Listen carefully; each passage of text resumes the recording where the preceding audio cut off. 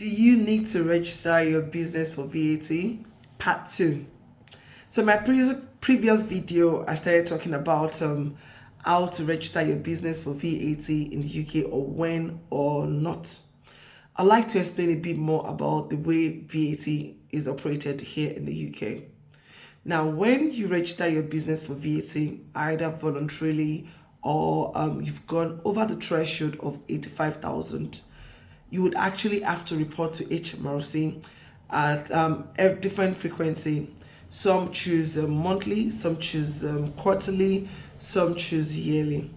And by that, I mean, like, you would have to submit a VAT returns to HMRC, either monthly, quarterly, or yearly. Now, when you submit your VAT returns, then would determine how much either HMRC is owing you or you're owing HMRC.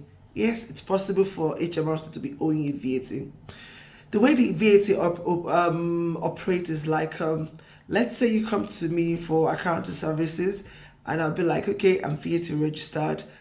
My fees is actually £1,000, but VAT is 200, so I'm charging you 1,200. The 200 does not belong to me. The 200 belongs to the HMRC. It's my job at the end of the quarter to pass that 200 to HMRC.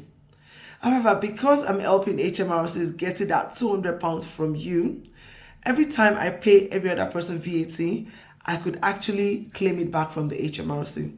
So let's say I've bought a computer that is worth another £1,000, and I've paid VAT to £200 on that. The computer is for work. It has to be for work, what you're buying. And I've collected £200 for you, a VAT amount from you. I've paid £200 VAT. I would have to report to HMRC that this has happened, but we're both not owing each other. But let's assume I've actually just paid £100 VAT, and I've received £200 VAT. I would have to give HMRC the £100 that is left from the £200 that you have given me. Now, let's say that I've paid £300 VAT and I've received £200 VAT for you. When I'm submitting my VAT returns, I would have to then tell HMRC, actually, I've paid £300 worth of VAT on stuff for my business. You owe me £100, and then HMRC will give me £100. So it's almost like a circle. When you register, the money is meant for HMRC, but they would allow you to deduct the VAT that you have incurred as well.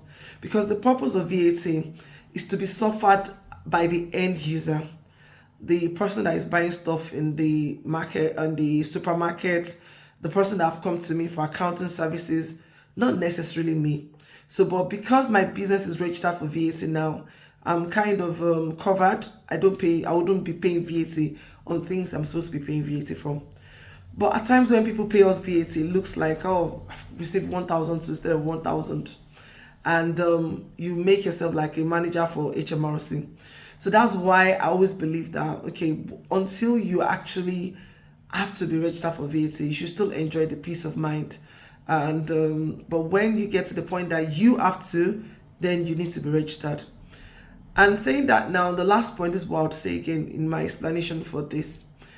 Let's say you go over 85,000 and you don't know that you're supposed to be VAT registered. You could also do late registration. But the disadvantage of that is every other person that you've not charged VAT, when you should have charged them, you would have to give HMRC the money. That cuts into your own sales and turnover.